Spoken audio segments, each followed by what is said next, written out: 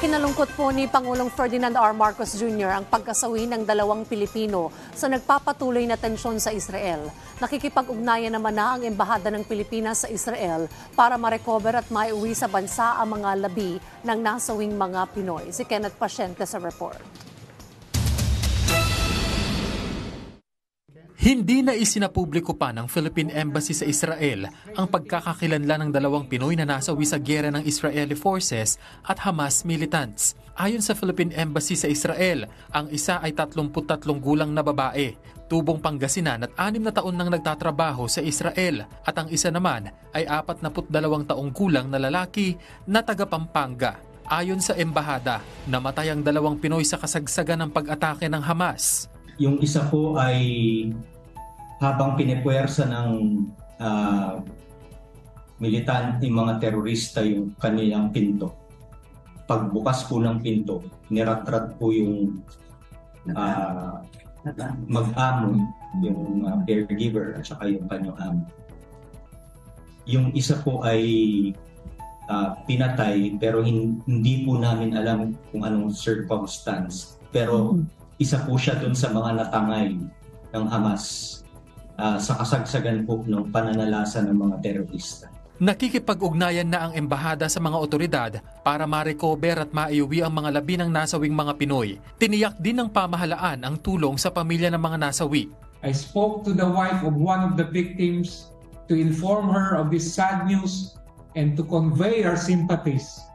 I promised her that the embassy will provide all the necessary assistance she needs.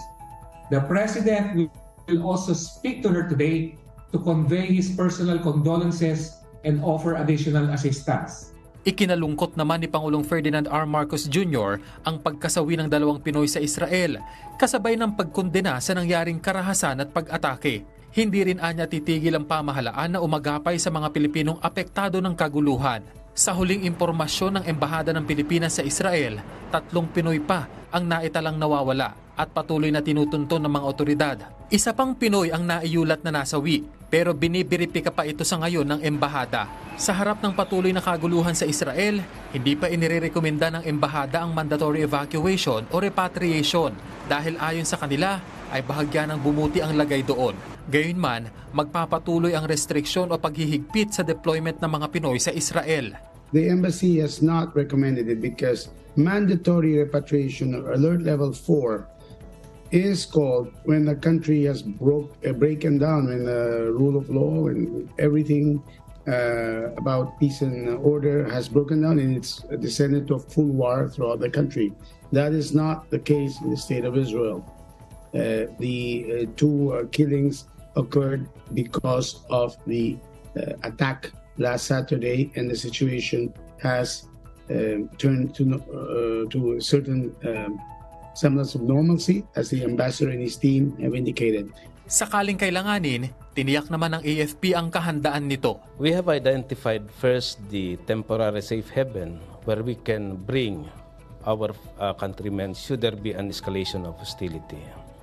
Aside from that, we also identified airport of embarkation, 2 airports where we can consolidate those who will be evacuated, and that will be now the mode of transport. We will be using at least 2 C-130 and 1 C-295 should this plan be executed.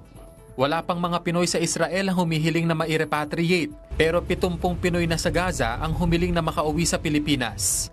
Kenneth Pasyente, para sa Morning Show ng Bayan, Rise and Shine, Pilipinas.